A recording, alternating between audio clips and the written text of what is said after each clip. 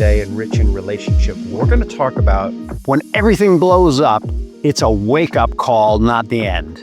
There's pressure to be on our best behavior when the holidays start, and inevitably, what does pressure do? It brings up sometimes the best and sometimes things we need to work on. Sometimes the foundation is cracked, but that doesn't mean that there's something wrong with the foundation. It means when you were creating the foundation, something was missing. Welcome to another episode of Rich in Relationship. I'm Rich Heller, your host. And today we're talking about when life blows up, how to use disruption as a wake-up call for growth instead of maybe a message to check out. And it's the holidays as this episode is being released. And so this is a super, super important topic because what happens in the holidays?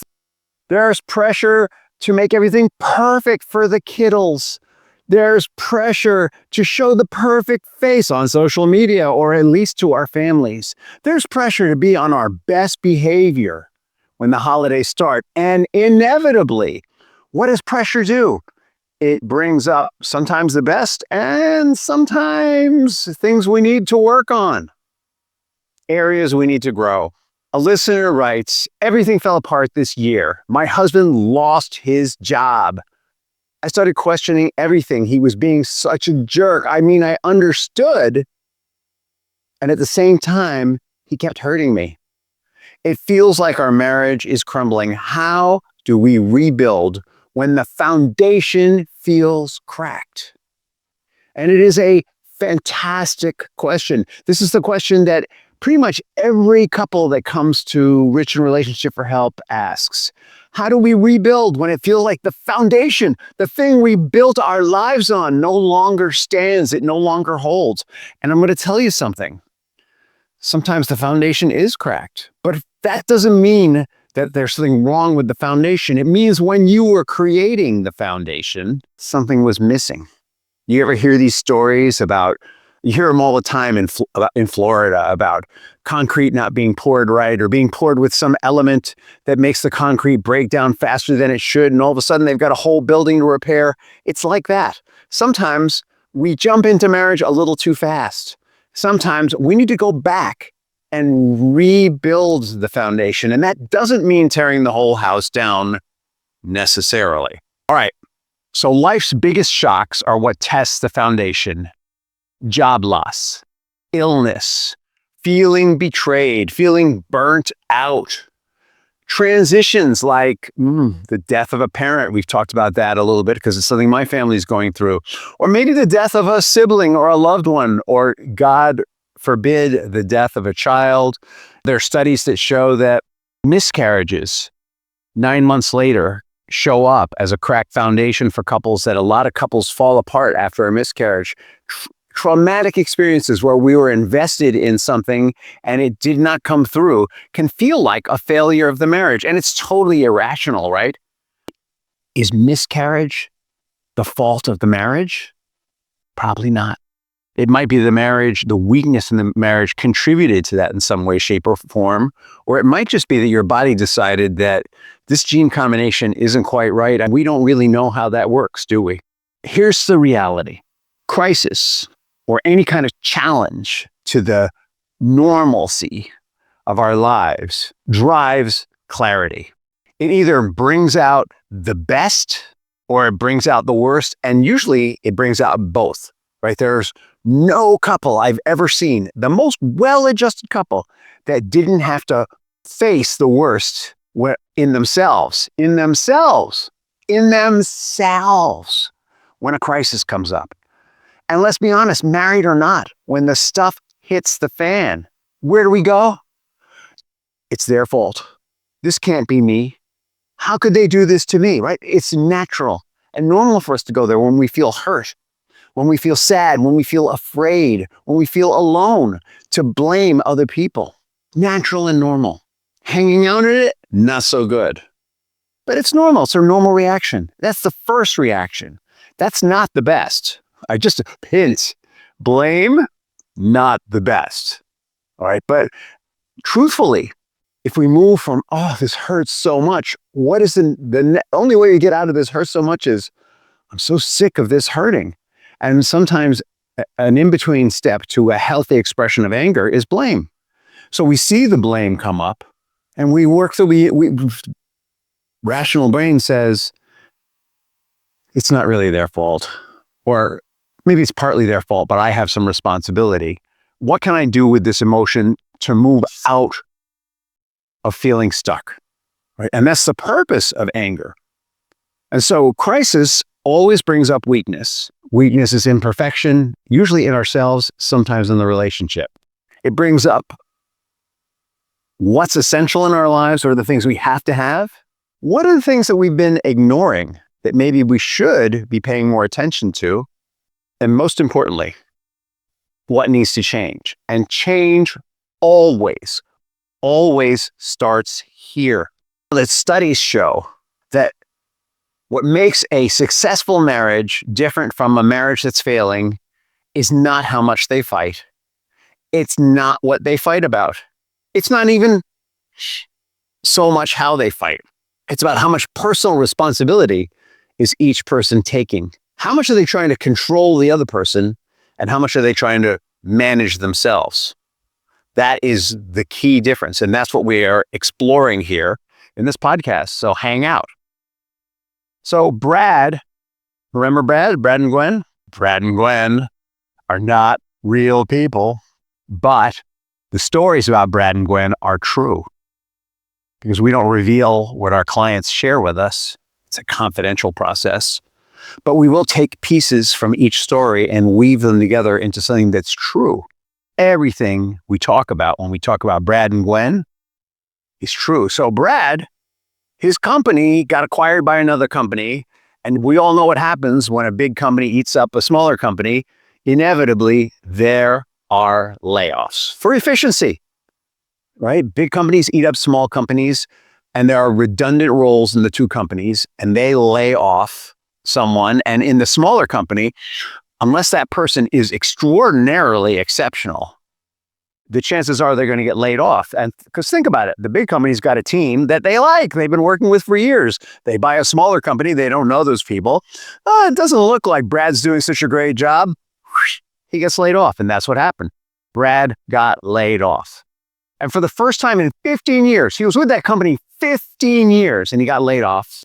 He didn't know who he was, how he was supposed to show up, because all of Brad's identity was based in, I'm a provider.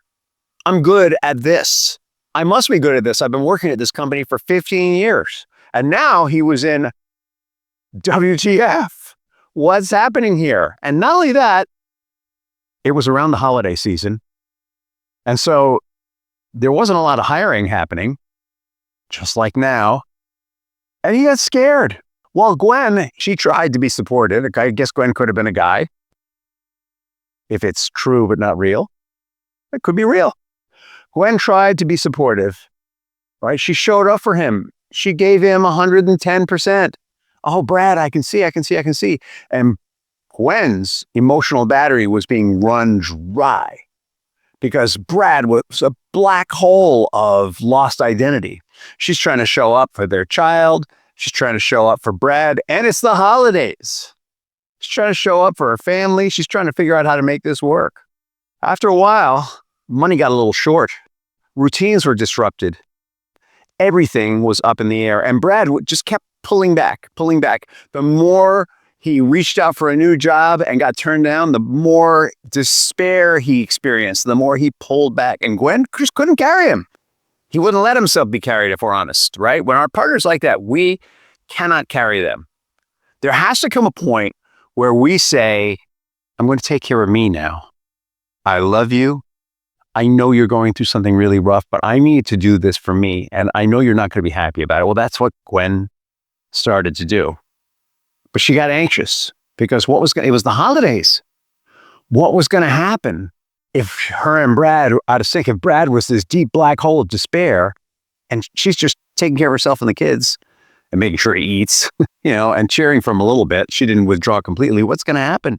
What began as a team that worked well had turned into something else. There was a tension. And the holidays were coming on. And Gwen saying, hey, Brad, we're supposed to be partners. I need some help here. You're not working. I need some help getting the house ready. Everybody's coming over here this year. Could you go get the tree? Yeah, they happen to have a tree. I'm not going to say nowadays, by the way, people who are not of the faith that spawned the tree have a tree. I'm not going to say it.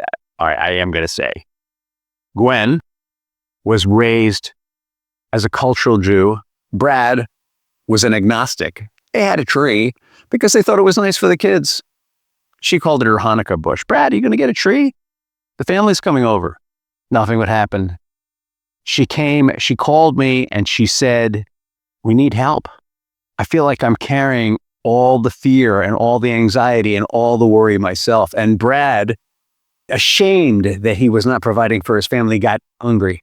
They were trying to control each other in their anger, right? And this is the difference between marriages that grow and thrive and marriages that decline. Marriages that grow and thrive, they're trying to control themselves, manage themselves. Marriages that decline are trying to control one another. Gwen tried to control Brad and get him to shape up for the holidays.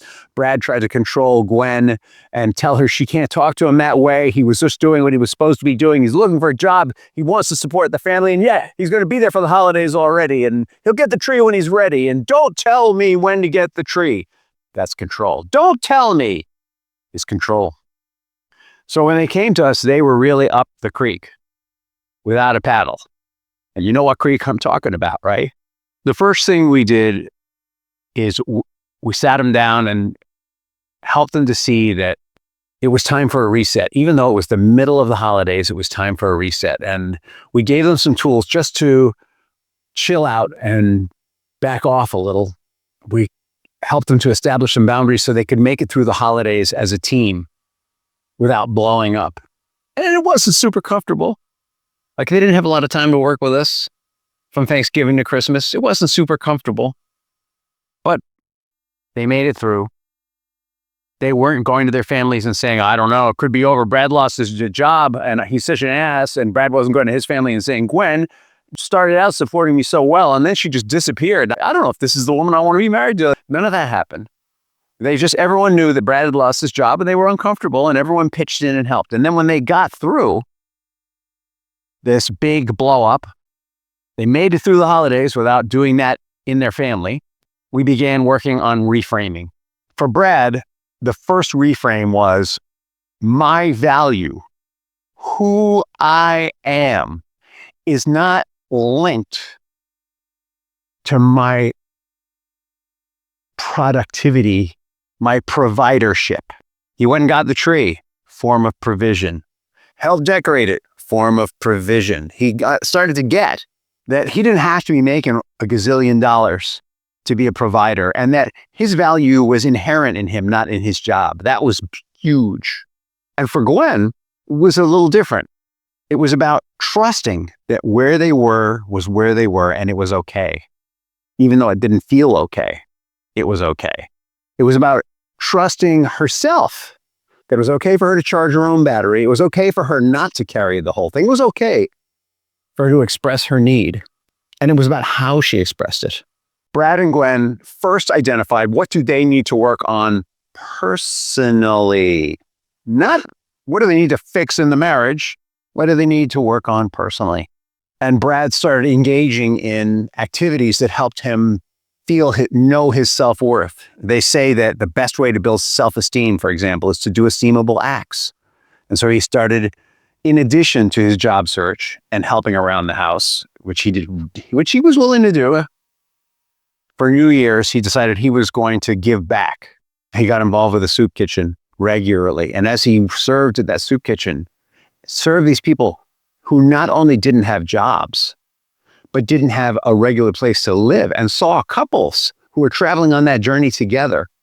Not only did his heart break and soften, but he also realized that what he was going through was this compared to that. Gwen worked on just trusting Brad's process. She worked on leaning into her family more during this time. and backing off of Brad and allowing him this process. And guess what Gwen did? She served in the soup kitchen with him from time to time. It was a unifying, shared experience in their relationship. And as they rebuilt themselves individually, we revisited their shared vision and their values. We redefined what does success really mean for Brad and Gwen. For Brad, success began to mean, how engaged am I with my family? And when I'm working and where I'm working, not only how much am I making, but how supportive am I of the people around me? How much team building am I doing? And for Gwen, she realized that she was not doing as much as she wanted to develop and grow personally. And so once Brad got reestablished in a job, she went back to school. She decided she wanted to go into counseling. She had a college degree. She went and got a degree in counseling, 2-year program, and Brad supported her in it. And together, the decision they made was that they wanted to work on how will they communicate their values to their children through traditions. What did it mean, really? This thing of buying a tree and giving gifts, what did it mean really? And they learned from that Christmas experience that their families could help them through this. They learned through this Christmas experience that how much money they had didn't really matter. They learned through this Christmas experience that they had so much more than so many other people. And that even though their problems felt huge compared to other people, they were small. I'm pausing here because I have a script that I follow sometimes for these podcasts. It's not like a teleprompter, but I have points that I make. And I'm going to tell you, this is the point I'm supposed to make right now. You're going to love this. The point I'm supposed to make is that Brad and Gwen practiced 5-minute gratitude ritual every morning, and that made them feel so good. And I'm not denouncing that. By the way, Brad and Gwen do practice a 5-minute gratitude ritual, but that's not what turned the corner for them. That's just, the studies show that if we write 5 things we're grateful for every morning, it sets the mood for the day. It makes us more positive. So, hey, Liz, a little tip to you. Sit down and do that gratitude list every morning. It'll set the tone for your day. And Brad and Gwen did do that. But honestly, what made the difference was that Brad was willing to own that he was focused on values that were being driven from the outside, values about how much he needed to make. What's the best way to put this? Cultural. The culture around us sometimes drives values. What we watch on screens, what we read drives values. The people we talk to sometimes drives values. So we have to be very careful what we watch, very careful what we read, and very careful who we hang around with, because we can catch it. We are suggestible creatures. A lot of Brad's values and Gwen's were coming from the world, let's call it. Gwen was all worried about how Christmas was going to look, whether she was going to be able to post the right stuff, whether it was going to be beautiful and gorgeous, and all the things that had been in the past. And Brad was like, how the hell am I going to pay for this? And people are going to find out that I'm a fraud. I don't have a job. What if we have this big, expensive Christmas and everyone finds out I can't pay for it, that we're going into debt to do it? And luckily, this came up around Christmas because they turned that corner and they toned down Christmas and they made the focus on family and sharing their pain selectively and carefully. Be careful who you share your pain with. Sharing their hopes selectively and carefully. Again, you want to be careful who you share that with. And building new hopes that were more what they had been raised with and less what they were absorbing. And I think that's what made the difference. Yeah. 5 minutes of gratitude journaling, awesome. Sharing it, even better. But where our eyes are is where we go as individuals and as a couple. This crisis created honesty, not just with each other, but with themselves. It forced Brad to look at what is really important to me and why. It forced Gwen to notice what was missing in her own life. And they set aside blame. We all go there. And they took personal responsibility. They set aside their panic and renewed their sense of purpose, starting with, how am I going to find what is really important to me for both of them? How am I going to support Brad and Gwen in what's important to them. Brad wants to support, he wants to grow in himself and he wants to support Gwen. Gwen wants to grow in herself and wants to support Brad. How am I going to do that? At both at the same time? Because the purpose of the marriage is growth, individual and relationship growth. That's the purpose of the marriage. The purpose of the marriage is helping each other manifest a vision for the future that's grounded in emotional fluency, that's grounded in what's best for not just us, but for all that's around everyone else, the whole, let's call it the ecosystem on the planet, the emotional ecosystem, the ecology, the actual ecology. That's growth. That's purpose. And they came to expect that from time to time, because they're both changing and growing, things were going to break. All right. This is a really important concept right here. We can try and have the same thing. Oh, I need a metaphor for this. Let's say you have a car you really, really like. Let's think of marriage as a car. You get married and you have a vision for what marriage is. It's a car that my grandmother had that I really loved was a convertible Mustang. She had like the first convertible Mustang. It was burgundy. Right? Your marriage is a convertible Mustang. It's fast. It's sporty. The top can come down. She had it in Wisconsin, which how much could you take the top down there anyway? But you love that car. And so you're driving that car 200,000 miles. You just keep changing it and repairing it and fixing it. But the problem is that you move to the backwoods of Maine and that car is low to the ground and you live on a dirt road and you're ripping out the muffler every time you drive down that dirt road, but you love that car. You're going to keep rebuilding that car. Well, that's marriage right there. We get married and we think it's something and we want it to be that thing. But sometimes, like what Brad and Gwen went through, we need to change the car, the vision of marriage, how it works. Because if you live on a dirt road in Maine, which gets covered over with ice and snow, and the muffler's being ripped off, and you can't even drive on it because you have rear-wheel drive, and that car was not made for that. If you make a decision in your marriage that you're going to go from being a two-income family house, and one of you goes back to school, and there's going to be a big draw of money, that's going to change the way the marriage works. You won't be able to do things the way you did them before. So you got to be ready to change cars. You can't be rebuilding the same old car over and over and over.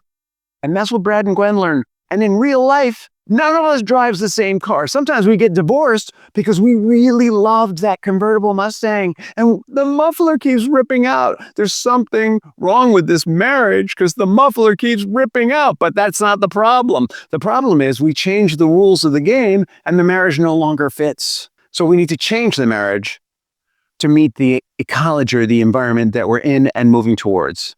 As each of us changes, the marriage changes. So anyway, that was my rant. It's like almost Christmas, Hanukkah, New Year, big opportunity here. I know your muffler's been ripped off a few times. I know it. I know that life is blowing up from time to time because if it isn't, you're stagnant. The real death of a marriage is when it's stagnant. If that's what's going on, go get some tools to help you change the car, change the rules, or at least, go from two-wheel drive to all-wheel drive. There's got to be a way you can upgrade the car you have. The car metaphor doesn't really work that well, does it? It's not like, but the idea does. The idea is we need to constantly be upgrading and improving because life demands it. Because we're upgrading and improving. If you want some tools for that, go to richinrelationship.com, go to The Bridge, our free relationship community. And the only emails you'll get from us are going to be emails that tell you how to get more tools and resources.